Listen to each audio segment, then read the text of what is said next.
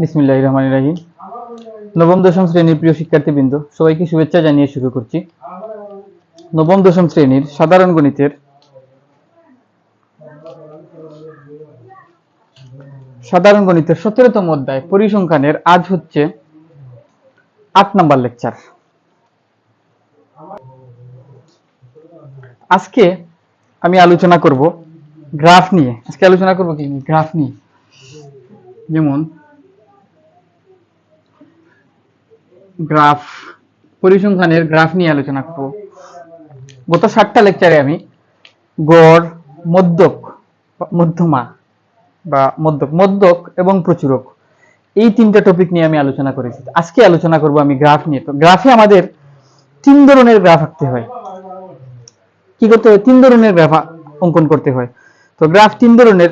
1 নাম্বারটা হচ্ছে যে আয়তলেখ, এবং 2 নাম্বারটা হচ্ছে গণসংখ্যা বহুভুজ, এবং 3 নাম্বারটা হচ্ছে অজীব রেখা। তো আমি এখানে লিখি গ্রাফ 3 ধরনের গ্রাফ আঁকতে হয়। 1 নাম্বার, 2 নাম্বার এবং 3 নাম্বার দিয়ে লিখলাম। 1 নাম্বারে লিখতে হয় আয়তলেখ, আয়তলেখ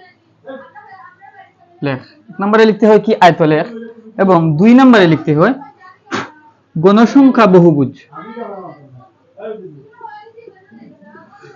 গণসংখ্যা বহুভুজ, গণসংখ্যা বহুভুজ। এবং 3 নম্বরে আঁকতে হয় অজীব রেখা। 3 নম্বরে অঙ্কন করতে হয় কি? অজীব রেখা, অজীব রেখা। 1 নম্বরে আয়তলেখ, 2 নম্বরে গণসংখ্যা বহুভুজ এবং 3 নম্বরে হচ্ছে কি? অজীব রেখা। এই 3টা গ্রাফ আঁকতে হয় নবম দশম শ্রেণীর সাধারণ গণিতের 17তম অধ্যায়ে।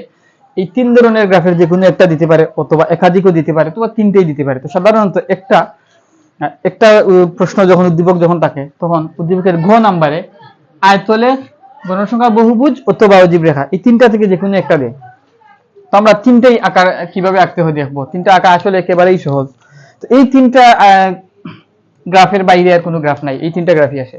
আর গণিতে অঙ্ক করার ক্ষেত্রে গড়, মধ্যক এবং প্রচুরক, এই 3টা টপিক আসে। তো থিওরিটিক্যালি আসে কি? গড়, মধ্যক, প্রচুরক, এই 3টা টপিক। এবং গ্রাফিক্যালি যেটা আসে, গ্রাফ আঁকার জন্য আসে আয়তলেখ, গণসংখ্যা বহুভুজ এবং অজীব রেখা, এই 3টা। এখন এই আয়তলেখ, গণসংখ্যা বহুভুজ এবং অজীব রেখা, এই 3টা আঁকার জন্য, আয়তলেখ আঁকার জন্য আমাদের কি কি ডাটা, আমাদেরকে এই সারণীতে কি কি ডাটা প্রয়োজন, সেই বিষয়টা আগে বুঝবো। তারপর আমরা আয়তলেখ আঁকবো, তারপর গণসংখ্যা বহুভুজ এবং অজীব রেখা আঁকবো। তো আয়তলেখ আঁকার জন্য আমরা 2টা ডাটা থাকলেই হবে। যেমন প্রশ্নে দেয়া থাকে কি? শ্রেণী দেয়া থাকে, আর কি দেয়া থাকে? গণসংখ্যা দেয়া থাকে। শ্রেণী এবং গণসংখ্যা যদি দেয়া থাকে, তাহলে আমরা এই শ্রেণী এবং গণসংখ্যা থেকে আয়তলেখ আঁকতে পারবো। এর জন্য আমাদেরকে এই যে সারণীতে নতুন করে কোনো গড় প্রয়োজন পড়ে না, নতুন করে কোনো কলামের প্রয়োজন পড়ে না। যেমন এই যদি এভাবে দেয়া থাকে সারণী, এইভাবে দেয়া থাকে, তাই তো। তো এখানে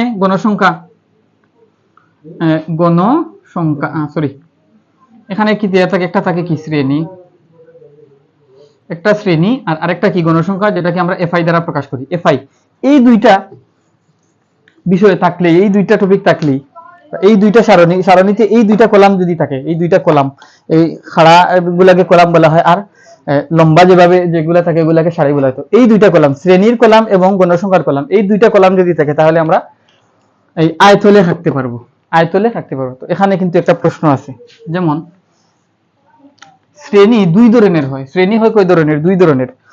শ্রেণী 2 ধরনের হয়। আমি এখানে লিখি শ্রেণী হয় 2 ধরনের। শ্রেণী 2 প্রকারের হয়। শ্রেণী 2 প্রকার। শ্রেণী হয় কত প্রকার? শ্রেণী হয় 2 প্রকার। 1 নাম্বার, তো 1 নাম্বার হচ্ছে বিচ্ছিন্ন শ্রেণী। 1 নাম্বার হচ্ছে কি? বিচ্ছিন্ন শ্রেণী। 1 নাম্বার হচ্ছে কি? বিচ্ছিন্ন শ্রেণী। বিচ্ছিন্ন শ্রেণী। এবং আরেকটা হচ্ছে অবিচ্ছিন্ন শ্রেণী। আরেকটা হচ্ছে কি? অবিচ্ছিন্ন শ্রেণী। অবিচ্ছিন্ন শ্রেণী। এই দুইটা শ্রেণী দুই ধরনের হয়। এখন বিচ্ছিন্ন শ্রেণী কি এবং অবিচ্ছিন্ন শ্রেণী কি, এই বিষয়টা একটু বোঝার চেষ্টা করি। যেমন আমি এখানে দুইটা বিষয় লিখি, যেমন এই যদি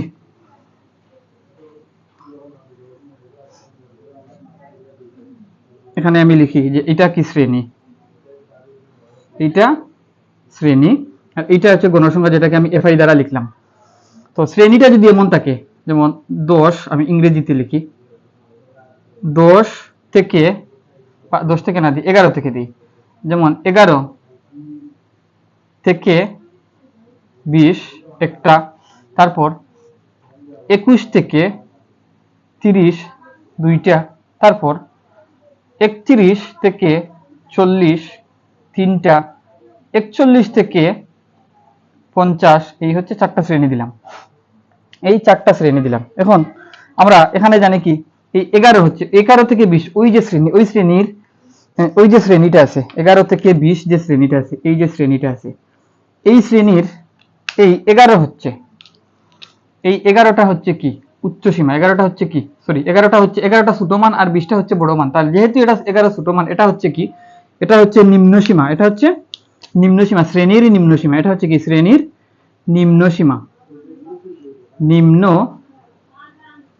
সীমা, নিম্ন সীমা, শ্রেণীর নিম্ন সীমা। আর এই 20টা আমি এখানে এনে দেখাই, 11 থেকে 20, এটা হচ্ছে শ্রেণীর নিম্ন সীমা, আর এটা হচ্ছে শ্রেণীর উচ্চ সীমা, এটা হচ্ছে কি উচ্চ সীমা,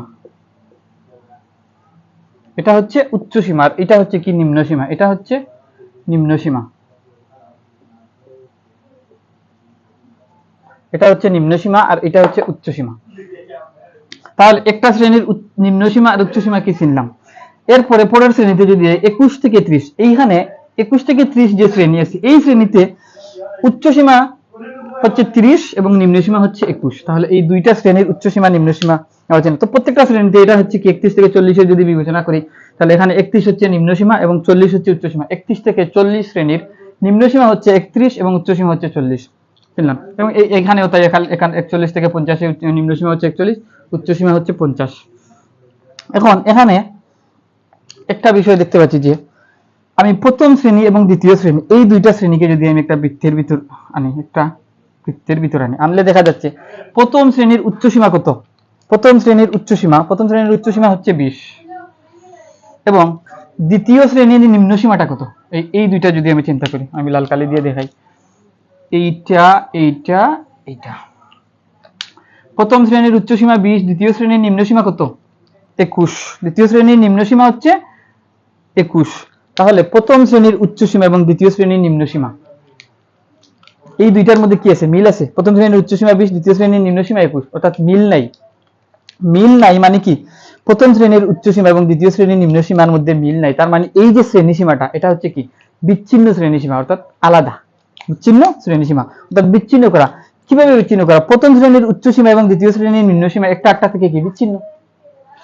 এইভাবে বলতে পারি যে একটা শ্রেণীর উচ্চ সীমা, একটি শ্রেণীর উচ্চ সীমা এবং পরবর্তী শ্রেণীর নিম্ন সীমা মধ্যে কোনো মিল নাই। তাহলে এই দুইটা শ্রেণী কি একটা আরেকটা সাপেক্ষে কি বিচ্ছিন্ন শ্রেণী সীমা, বিচ্ছিন্ন, যেহেতু মিল নাই তার মানে কি বিচ্ছিন্ন, তাহলে বিচ্ছিন্ন শ্রেণী সীমা। এবং এরপরেটা যদি চিন্তা করি, 21 থেকে 30 শ্রেণীর উচ্চ সীমা হচ্ছে 30 এবং 31 থেকে 40 শ্রেণীর নিম্ন সীমা হচ্ছে 31।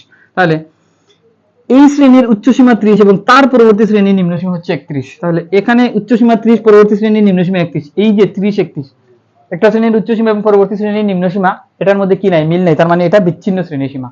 বিচ্ছিন্ন শ্রেণী সীমা থাকলে কি হয়, একটা শ্রেণীর উচ্চ সীমা এবং পরবর্তী শ্রেণীর নিম্ন সীমার মধ্যে পার্থক্য থাকে, অর্থাৎ উচ্চ সীমা এবং এর পরবর্তী শ্রেণীর নিম্ন সীমা তারা কি বিচ্ছিন্ন আকারে থাকে। তাহলে এটাকে বলা হয় কি বিচ্ছিন্ন শ্রেণী সীমা, বিচ্ছিন্ন শ্রেণী সীমা। এখন আয়তলেখ আঁকার জন্য আমাদেরকে এমন একটা শ্রেণী তৈরি করতে হবে, যে শ্রেণীতে একটা শ্রেণীর উচ্চ সীমা এবং পরবর্তী শ্রেণীর নিম্ন সীমার মধ্যে যেন একটা মিল থাকে, যেমন এরকম যেন থাকে। আমি এখানে দেখাই, এটা এটা এটা এটা মুছি, এটা মুছি, এইখানে দেখাই, আমি লাল কালি দিয়ে দেখাই। যেমন এখানে দেখাই যে, যেমন এখানে যদি আমি লিখি যে শ্রেণী, যেমন এখানে কি আছে 11 থেকে 10, আমি শুরু করলাম কি যে 10 থেকে 20, আবার 20 থেকে 30, আবার 30 থেকে 40 এবং 40 থেকে 50, এই একটা শ্রেণী। এবং এই শ্রেণীতে যদি আমি দেখি তো এটা হচ্ছে কি গণসংখ্যার শ্রেণী। আমি এটাকে লিখি গণসংখ্যার শ্রেণী কলাম। এখন এই শ্রেণীর প্রথম শ্রেণীর যদি নিম্ন সীমা হচ্ছে 10 এবং উচ্চ সীমা 20 এবং দ্বিতীয় শ্রেণীর নিম্ন সীমা হচ্ছে 20, উচ্চ সীমা হচ্ছে 30, তাহলে এখানে একটা বিষয় লক্ষ্য করতে পারছি, একটা শ্রেণীর উচ্চ সীমা এবং তার পরবর্তী শ্রেণীর নিম্ন সীমা দুইটাই কি সমান? দুইটাই সমান, অর্থাৎ এই দুইটা কি আলাদা নয়, অর্থাৎ বিচ্ছিন্ন নয়। এই দুইটা কি একটা শ্রেণীর উচ্চ সীমা এবং পরবর্তী শ্রেণীর নিম্ন সীমা, তারা কি আলাদা নয় বা বিচ্ছিন্ন নয়। যেহেতু তারা বিচ্ছিন্ন নয়, একটা শ্রেণীর উচ্চ সীমা এবং পরবর্তী শ্রেণীর নিম্ন সীমা বিচ্ছিন্ন নয়, তাহলে এই শ্রেণী সীমাটাকে আমরা বলতে পারি কি অবিচ্ছিন্ন শ্রেণী সীমা। এই শ্রেণী সীমাটাকে কি বলতে পারি? অবিচ্ছিন্ন শ্রেণী সীমা। তো এই যে বিচ্ছিন্ন শ্রেণী সীমা আর অবিচ্ছিন্ন শ্রেণী সীমা, এটা আমরা চিনলাম। এখন এটা কেন চিনলাম? এটা চিনার কারণ হচ্ছে এই যে আয়তলেখ আঁকার জন্য আমাদেরকে এই অবিচ্ছিন্ন শ্রেণী সীমাটাই লাগবে। আমাদের এই অবিচ্ছিন্ন শ্রেণী সীমাটাই লাগবে। এটা মাথায় ঢুকিয়ে রাখা প্রথমত জরুরি হচ্ছে যে আয়তলেখ আঁকার জন্য এই অবিচ্ছিন্ন শ্রেণী সীমাটাই আমাদের লাগবে। যদি প্রশ্নে বিচ্ছিন্ন শ্রেণী সীমা দিয়ে দেয় তো এটাকে অবিচ্ছিন্ন শ্রেণী সীমায় নিয়ে যেতে হবে, নিয়ে যাওয়ার পর তখন আয়তলেখ আঁকতে হবে। যদি অবিচ্ছিন্ন শ্রেণী সীমায় নিয়ে আয়তলেখ নিয়ে যাওয়া না হয় তাহলে আয়তলেখ আঁকা ভুল হবে। কিভাবে ভুল হবে সেটা আমি যখন আয়তলেখ আঁকবো তখন আমি দেখিয়ে দেবো আয়তলেখ আঁকার সময়। তো আপাতত এটা আমাদের মাথায় রাখতে হবে যে আয়তলেখ আঁকতে হলে শ্রেণী সীমাটা হতে হবে অবিচ্ছিন্ন। তাহলে আমরা এখন এটাকে এখানে লিখে রাখি যে আয়তলেখ আঁকার জন্য শ্রেণী সীমা হতে হবে কি অবিচ্ছিন্ন, আর লাগবে কি গণসংখ্যা। এই দুইটা টপিক লাগবে, অবিচ্ছিন্ন শ্রেণী সীমা লাগবে আর গণসংখ্যা লাগবে। তাহলে আয়তলেখ আঁকার জন্য আমাদের কি কি ডাটা প্রয়োজন, আমি এটা মুছে নিচে এখানে লিখি যে আয়তলেখের জন্য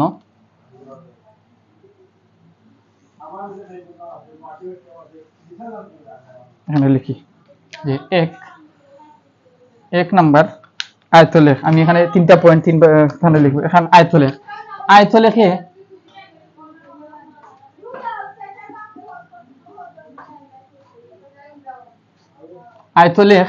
আয়তলেখ আঁকার জন্য আমাদের কি কি ডাটা লাগবে?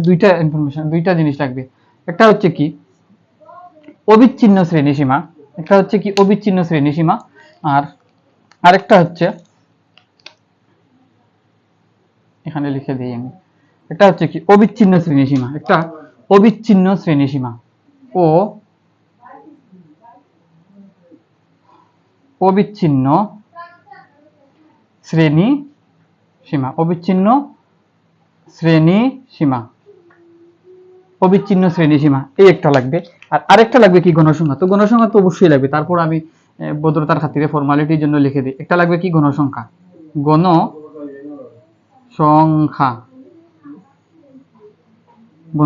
আরেকটা লাগবে কি গণসংখ্যা। তো এই দুইটা টপিক আমাদের লাগবে। এখন শ্রেণীতে যদি বিচ্ছিন্ন শ্রেণী সীমা দিয়ে দেয় তো আমরা এই বিচ্ছিন্ন শ্রেণী সীমা থেকে অবিচ্ছিন্ন শ্রেণী সীমা অবশ্যই তৈরি করে নিব, আর গণসংখ্যা তো অবশ্যই লাগবে। তাহলে এইটা গেল আয়তলেখের জন্য, এটা গেল কিসের জন্য? আয়তলেখের জন্য। তারপর 2 নাম্বার টপিক, এটা হচ্ছে কি 2 নাম্বার টপিক কি বলছিলাম? 2 নাম্বার টপিকে বলছিলাম গণসংখ্যা বহুভুজ। তো লিখি গণসংখ্যা বহুভুজ।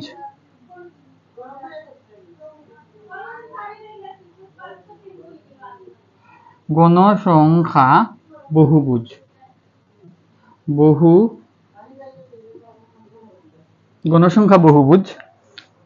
2 নম্বর টপিক হচ্ছে কি গণসংখ্যা বহুভুজ। তো গণসংখ্যা বহুভুজ আঁকার জন্য আমাদেরকে কি কি ইনফরমেশন আমাদের লাগবে এই বিষয়টা আমি এখানে লিখি। গণসংখ্যা বহুভুজ আঁকার জন্য আমাদের শ্রেণীসীমা তো অবশ্যই দেওয়া থাকবে, শ্রেণীসীমা দেওয়া থাকবে। তারপর কি কি লাগবে? গণসংখ্যা লাগবে এবং আরেকটা লাগবে কি মধ্যমান। তাহলে আমি এখানে লিখে দেখাই কি কি লাগবে। লাল কালি দিয়ে একটা দিই।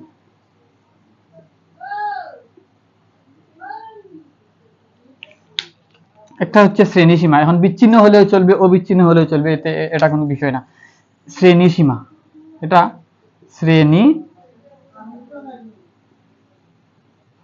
শ্রেণীসীমা, একটা কি শ্রেণীসীমা।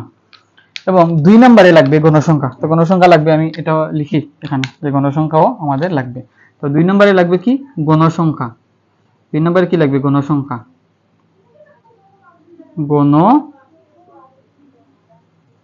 গণসংখ্যা। এবং 3 নম্বরে লাগবে শ্রেণীর মধ্যমান, শ্রেণীর মধ্যমান, শ্রেণীর মধ্যমান। তাহলে এখানে লিখি যে শ্রেণীর মধ্যমান, শ্রেণীর মধ্যমান। এই 3টা টপিক আমাদের লাগবে, এই 3টা বিষয় আমাদের লাগবে। এই যে সারণীতে, সারণীতে শ্রেণীসীমা লাগবে। তো এই শ্রেণীসীমা হতে পারে বিচ্ছিন্ন শ্রেণীসীমা, হতে পারে অবিচ্ছিন্ন শ্রেণীসীমা। লাগলো, লাগার পর গণসংখ্যা লাগবে। তো গণসংখ্যা এমনিতেই প্রশ্নে দেয়া থাকে। তারপর অতিরিক্ত আমাদের যেটা লাগবে শ্রেণীর মধ্যমান বা শ্রেণীর মধ্যবিন্দু, মধ্যবিন্দু বা মধ্যমান যেটাই বলি না কেন, শ্রেণীর মধ্যমান বা মধ্যবিন্দু লাগবে। তাহলে গণসংখ্যা বহুভুজের জন্য আমাদের এই 3টা ইনফরমেশন আমাদের সারণীতে প্রয়োজন, সারণীতে এই 3টা ইনফরমেশন প্রয়োজন। গেল 2 নম্বরটা। এরপর হচ্ছে 3 নম্বর টপিক। 3 নম্বর গ্রাফ হচ্ছে কি, 3 নম্বর গ্রাফ হচ্ছে গণসংখ্যা বহুভুজ অজীব রেখা। 3 নম্বর হচ্ছে কি অজীব রেখা, অজীব রেখা, অজীব রেখা, অজীব রেখা। 3 নম্বরে হচ্ছে কি অজীব রেখা।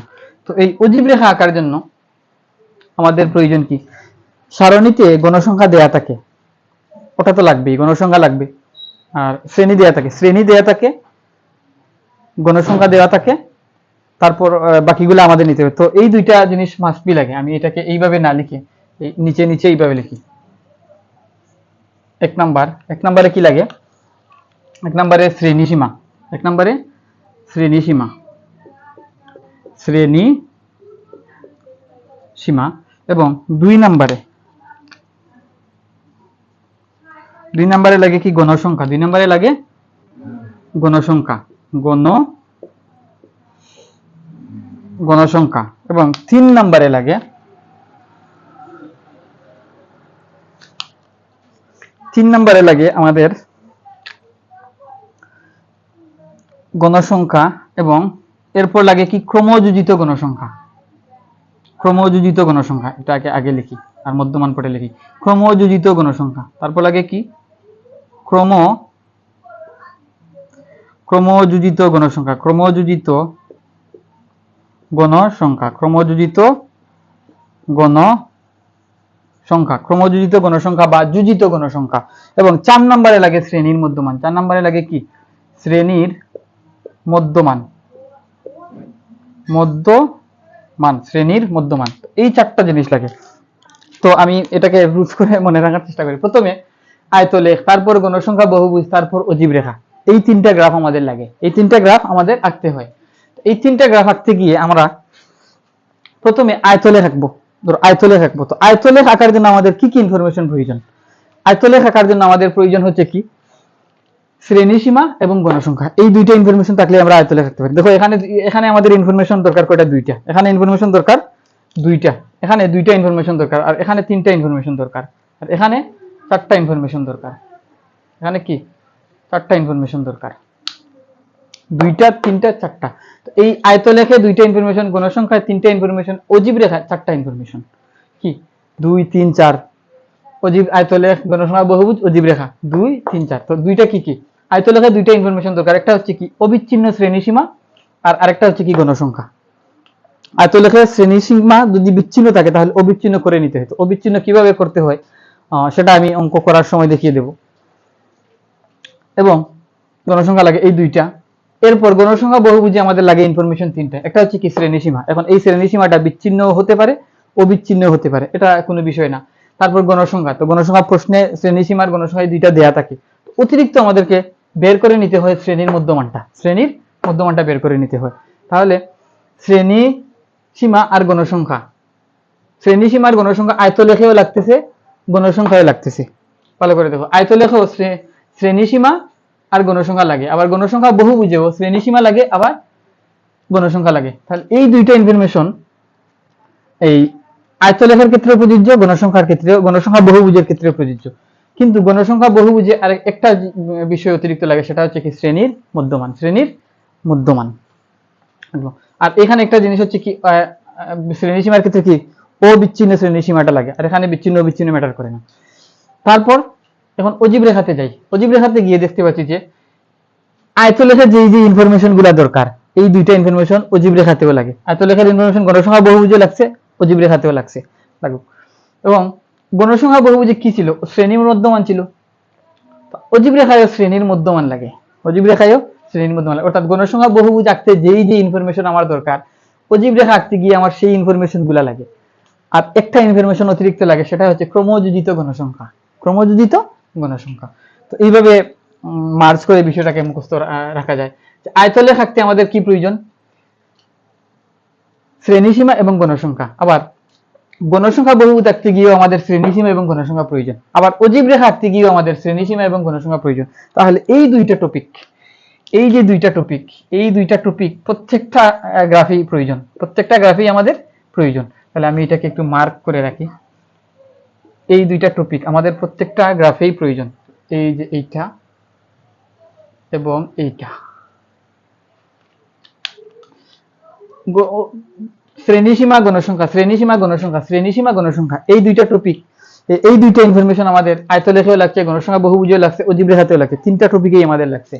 এখন এখানে শুধু একটা অতিরিক্ত ইনফরমেশন লাগে, যখন আয়তলেখ আঁকবো তখন শ্রেণীসীমা লাগে, কিন্তু ওই শ্রেণীসীমাটা যেন হয় অবিচ্ছিন্ন শ্রেণীসীমা, এইটুকু জাস্ট পার্থক্য। এবং যখন গণসংখ্যা বহুভুজে যাবো তখন শ্রেণীসীমা তো লাগবেই, বিচ্ছিন্ন হোক আর অবিচ্ছিন্ন হোক, গণসংখ্যাও লাগবে, সাথে লাগবে শ্রেণীর মধ্যমানটা, সাথে লাগবে কি? শ্রেণীর মধ্যমানটা। শুধু গণসংখ্যা বহুভুজের ক্ষেত্রে এই একটা ইনফরমেশন দেরি অতিরিক্ত। আবার অজীব রেখায় যখন যাব তখন শ্রেণীসীমা লাগবে, গণসংখ্যা লাগবে। শ্রেণীসীমা তো আমাদের বিচ্ছিন্ন হোক আর অবিচ্ছিন্ন হোক, এটা কোনো বিষয় না অজীব রেখার ক্ষেত্রে, এবং গণসংখ্যা তো আর দেয়াই থাকবে। আর লাগবে কি? শ্রেণীর মধ্যমান লাগবে। এবং অতিরিক্ত আরেকটা ইনফরমেশন এখানে লাগবে কি? গণসংখ্যা বহুভুজ থেকে একটা অতিরিক্ত ইনফরমেশন লাগছে, ক্রমযোজিত গণসংখ্যা, ক্রমযোজিত গণসংখ্যা। এই চারটা ইনফরমেশন হচ্ছে আমাদের অজীব রেখার ক্ষেত্রে। তো এই যে শ্রেণীসীমা, গণসংখ্যা, ক্রমযোজিত গণসংখ্যা এবং শ্রেণীর মধ্যমান, এই চারটা টপিক দিয়ে আমরা গ্রাফ আঁকতে পারবো। তো গ্রাফ আঁকার আদ্যপান্ত আমি কিভাবে, কোন কোন জিনিস লাগে, সে কি কি, কোনটার জন্য কি প্রয়োজন, কয় ধরনের গ্রাফ হয়তো, এটা আমি এখানে লিখে দিলাম, দেখিয়ে দিলাম। তো এইটা থেকে গ্রাফের সব কিছু বুঝে ফেলার কথা। এখন আমি একটা শর্টকাট টপিক দেখাবো, যেটা হচ্ছে যে একটা বিচ্ছিন্ন শ্রেণী থেকে অবিচ্ছিন্ন শ্রেণী সীমায় কিভাবে নিতে হয় আমি এখানে দেখাই। এটা থাকার পরেও দেখাই। যেমন দুইটা কলাম দিয়ে দেখাবো, দুইটা বা তিনটা কলাম দিয়ে শ্রেণী, আর এটা হচ্ছে কি? গণসংখ্যাকে আমি এফআই দিয়ে লিখলাম, গণসংখ্যা লিখলাম না। যেমন হচ্ছে কত? 11 থেকে 20, আবার 21 থেকে 30, এবং 31 থেকে 40, আগের যে শ্রেণীটা আমি লিখছিলাম এটা দেখালাম। আর এখানে মনে করো আছে কত? 5, 10, হ্যাঁ, 8, এটা আছে, থাকুক এটা। এখন আমি চাই এই শ্রেণী সীমা, যেহেতু একটা শ্রেণীর উচ্চ সীমা এবং পরবর্তী শ্রেণীর নিম্ন সীমার মধ্যে পার্থক্য আছে, গ্যাপ আছে, তার মানে কি এই শ্রেণীটা কি বিচ্ছিন্ন? একটা শ্রেণীর উচ্চ সীমা এবং পরবর্তী শ্রেণীর নিম্ন সীমার মধ্যে পার্থক্য আছে, তাহলে এটা বিচ্ছিন্ন শ্রেণী সীমা। আমি চাই অবিচ্ছিন্ন শ্রেণী সীমা তৈরি করতে, তাহলে আমি এখানে লিখি অবিচ্ছিন্ন শ্রেণী সীমা তৈরি করতে চাই। ও বিচ্ছিন্ন শ্রেণী, অবিচ্ছিন্ন শ্রেণী আমি তৈরি করতে চাই। এখন আমরা কি করব? অবিচ্ছিন্ন শ্রেণী তৈরি করার জন্য কি করব? এটার জন্য চারটা স্টেপ ফলো করব। কয়টা স্টেপ? চারটা স্টেপ ফলো করব। চারটা স্টেপ কি কি? চারটা স্টেপ ফলো করব। এক নাম্বার হচ্ছে, আমি বাংলায় কথাগুলো না লিখি, এক নাম্বার হচ্ছে একটা শ্রেণীর উচ্চ সীমা থেকে পরবর্তী শ্রেণীর নিম্ন সীমা বিয়োগ দেব। একটা শ্রেণীর উচ্চ সীমা থেকে পরবর্তী শ্রেণীর নিম্ন সীমা বিয়োগ দেব। তাহলে একটা শ্রেণীর উচ্চ সীমা, তাহলে প্রথম শ্রেণীর উচ্চ সীমা কত? 20, এবং এর পরবর্তী শ্রেণীর নিম্ন সীমা কত? 21। এই দুইটা কি করব? বিয়োগ করব। এক নাম্বার অপশন। একটা শ্রেণীর উচ্চ সীমা থেকে পরবর্তী শ্রেণীর নিম্ন সীমা কি করব? বিয়োগ করব।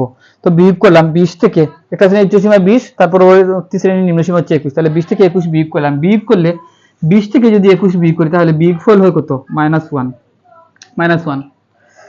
এই হচ্ছে আমাদের রেজাল্ট আসছে কত? -1। তাহলে এক নম্বরে কি করতে হবে? একটা শ্রেণীর উচ্চ সীমা এবং পরবর্তী শ্রেণীর নিম্ন সীমা থেকে পরবর্তী শ্রেণীর নিম্ন সীমা বিয়োগ দেব। এখন আমি এই শ্রেণী বিবেচনা না করে এই শ্রেণীতে যদি করি, তাহলে এই শ্রেণীর উচ্চ সীমাটা কত? 30, এবং এর পরবর্তী শ্রেণীর নিম্ন সীমা কত? 31। তাহলে 30 থেকে যদি 31 বিয়োগ দেই, 30 থেকে 31 বিয়োগ গেলে এখানেও কি রেজাল্ট আসে? -1 আসে, -1 আসে। তো এটা যে কোনো শ্রেণী নিলে এর পরবর্তী শ্রেণীর উচ্চসীমা, যে কোনো শ্রেণীর উচ্চসীমা এবং এর পরবর্তী শ্রেণীর নিম্নসীমার বিয়োগফল যদি নেই তাহলে -1 আসবে, এরকমই আসে সাধারণত। তো -1 আসবে, আসার পর এটা হচ্ছে আমার 1 নম্বর স্টেপ। 2 নম্বর স্টেপ হচ্ছে এই যে -1 আসছে, এখান থেকে এই -1টাকে সরিয়ে ফেলবো, মাইনাসটাকে সরিয়ে ফেলবো, অর্থাৎ চিহ্ন মুক্ত করব। -1টাকে চিহ্ন মুক্ত করলে কি হয়? +1 হয়। তাহলে এটাকে 2 নম্বর স্টেপে এটাকে কি করব? +1 বানিয়ে ফেলবো। তাহলে +1 বানিয়ে ফেললাম। তো এটা হচ্ছে আমার 2 নম্বর স্টেপ। বিয়োগফল করার পর কি চিহ্নটা সরিয়ে ফেলবো, অর্থাৎ মাইনাসটাকে সরিয়ে ফেলবো, সরিয়ে ফেলে কি হচ্ছে? +1 আসছে। এটা আসছে কি? +1 আসছে। আসার পর এখন এই যে +1 পাইছি, 3 নম্বর স্টেপে গিয়ে এই যে +1 কে 2 দিয়ে ভাগ করব। এই যে 1 পাইছি, এই 1 কে 2 দিয়ে ভাগ করব। 1 কে যদি 2 দিয়ে ভাগ করি তাহলে 0.5 হয়, 0.5 হয়। তাহলে এই হচ্ছে 3 নম্বর স্টেপ। প্রথম স্টেপ আমি আবার বলি। প্রথম স্টেপ হচ্ছে যে কোনো শ্রেণীর উচ্চসীমা থেকে পরবর্তী শ্রেণীর নিম্নসীমা বিয়োগ করব। তাহলে যে কোনো শ্রেণীর উচ্চসীমা থেকে পরবর্তী শ্রেণীর নিম্নসীমা বিয়োগ করে পাইছি কত? -1। এই বিয়োগফল -1, এই বিয়োগফলটাকে দ্বিতীয় স্টেপে গিয়ে কি করব? চিহ্ন মুক্ত করব। তো -1টাকে যদি চিহ্ন মুক্ত করি তাহলে সেটা কি হয়? +1 হয়, হইল। 3 নম্বর স্টেপে চিহ্ন মুক্ত করার পর 3 নম্বর স্টেপে এই যে +1 পাইছি, এই 1টাকে 2 দিয়ে ভাগ করব। 2 দিয়ে ভাগ করলে কত পাইছি? 0.5 পেয়েছি, 0.5 পেয়েছি। তো এই কথাগুলো আমি এর আগেও বলছি, যখন এই যে মধ্যমা বা প্রচুরক কোথাও একটা বের করার সময় এটা বলছি, তারপর আবারও বলছি। এখন এই যে 0.5 পেয়েছি, আমি নীল কালি দিয়ে দেখাই। এই যে 2 দিয়ে ভাগ করার পর এই যে 0.5 পেয়েছি, এই 0.5টাকে প্রত্যেকটা শ্রেণীর নিম্নসীমা থেকে কি করব? বিয়োগ করব। প্রত্যেকটা শ্রেণীর নিম্নসীমা থেকে বিয়োগ করব এবং উচ্চ সীমার সাথে যোগ করব। এখন ওই যে বিষয়টা এরকম বলা যায় যে যেই মানগুলো ছোট আছে এই মানগুলোকে আরো ছোট করব, আর যেই মানগুলো বড় আছে সেই মানগুলোকে আরো বড় করব। তো তেলা মাথায় তেল দেবো, আর ছোট যারা আছে তাদেরকে আরো ছোট করব। এখন এখানে প্রথম শ্রেণীর নিম্নসীমা হচ্ছে 11, উচ্চসীমা হচ্ছে 20। তো ছোটটাকে ছোট করব। 11 থেকে যদি 0.5 বিয়োগ করি তাহলে আমাদের সেই রেজাল্টটা হয় 10.5। এবং উচ্চসীমার সাথে যদি এই মানটাকে যোগ করি, আমি এক কাজ করি, প্রত্যেকটা নিম্নসীমা থেকে তো বিয়োগ করার কথা, তাহলে প্রত্যেকটা নিম্নসীমাগুলো আগে লিখি। তাহলে এই শ্রেণীর নিম্নসীমা কত? 21 থেকে যদি 0.5 বাদ দেই তাহলে 20.5 হয়, এবং 31 থেকে যদি 0.5 বাদ দেই তাহলে 30.5 হয়, হইল। তাহলে প্রত্যেকটাকে কি ছোটগুলাকে ছোট করছি, এখন আমার দায়িত্ব কি বড়গুলাকে বড় করব। তাহলে এই 0.5 উচ্চসীমার সাথে যোগ করব, নিম্নসীমার থেকে বিয়োগ, প্রত্যেকটা নিম্নসীমা থেকে 0.5 বিয়োগ করব, আর প্রত্যেকটা উচ্চসীমার সাথে 0.5 যোগ করব, অর্থাৎ ছোটগুলাকে ছোট করব, বড়গুলাকে বড় করব। তাহলে এখন 20 এর সাথে যদি 0.5 যোগ করি তাহলে 20.5 হয়, এবং 30 এর সাথে যদি 0.5 যোগ করি তাহলে 30.5 হয়, এবং 40 এর সাথে যদি 5 যোগ করি তাহলে 40.5 হয়। এটাই হইল আনসার। এখন আমি এদিকে তাকিয়ে দেখি কি হয়, যে এই যে অবিচ্ছিন্ন শ্রেণীসীমা আমার তৈরি হয়েছে কিনা। আমার উদ্দেশ্য কি ছিল? একটা শ্রেণীর উচ্চসীমা এবং তার পরবর্তী শ্রেণীর নিম্নসীমার মধ্যে যেন একটা যোগসাজশ থাকে এবং সমান থাকে। তাহলে এখন দেখতে পাচ্ছি যে প্রথম শ্রেণীর উচ্চসীমা কত? প্রথম শ্রেণীর উচ্চসীমা হচ্ছে 20.5 বা 20.5। তাহলে এর পরবর্তী শ্রেণী, এর নিম্নসীমাটা কত? 20.5। তাহলে একটা শ্রেণীর উচ্চসীমা এবং এর পরবর্তী শ্রেণীর নিম্নসীমা, এর মধ্যে কি আছে? মিল আছে। তাহলে বিচ্ছিন্ন শ্রেণী থেকে অবিচ্ছিন্ন শ্রেণীসীমা তৈরি হয়ে গেছে। এখন দ্বিতীয় শ্রেণীর উচ্চসীমা হচ্ছে 30.5 এবং এর পরবর্তী শ্রেণীর নিম্নসীমা হচ্ছে 30.5। তাহলে কি হয়েছে? অবিচ্ছিন্ন শ্রেণীসীমা তৈরি হয়ে গেছে। আমাদের টার্গেট কি ছিল? আগে অবিচ্ছিন্ন শ্রেণীসীমা তৈরি করা। তো কিভাবে অবিচ্ছিন্ন শ্রেণীসীমা তৈরি করতে হয় এটা এখানে দেখালাম। তো আয়তলেখ পরবর্তী লেকচারে, 9ম লেকচারে আয়তলেখ, গণসংখ্যা বহু, অজীব রেখা। আয়তলেখ আগে দেখাবো, তারপর গণসংখ্যা বহু, তারপর অজীব রেখা। তো গ্রাফ আঁকার আগে আমার মনে হয় যে এই যে লেকচারটা, এই লেকচারে যে গ্রাফের আদ্যপ্রান্ত দেওয়া আছে, আয়তলেখ, গণসংখ্যা বহু, অজীব রেখা, এই 3টা গ্রাফ আঁকতে হয়। এই 3টা গ্রাফ আঁকার জন্য আমাদের কি কি ইনফরমেশন দরকার? তো এই যে আয়তলেখ আঁকার জন্য আমাদের অবিচ্ছিন্ন শ্রেণীসীমা দরকার। তো অবিচ্ছিন্ন শ্রেণীসীমা কিভাবে তৈরি করতে হয় আমি এর আগেও লেকচারে বলছি, তো আজকে আবার নতুন করে বললাম যে অবিচ্ছিন্ন থেকে বিচ্ছিন্ন, বিচ্ছিন্ন থেকে অবিচ্ছিন্ন কিভাবে তৈরি করতে হয়। আর এই অবিচ্ছিন্ন শ্রেণীসীমা ছাড়া আমাদের আয়তলেখ আঁকা একদমই সম্ভব না, এটা ভুল হবে। ভুল কিভাবে হয় আমি পরবর্তী লেকচারে যখন আয়তলেখ আঁকবো তখন আমি এই ভুলটা ধরিয়ে দেবো।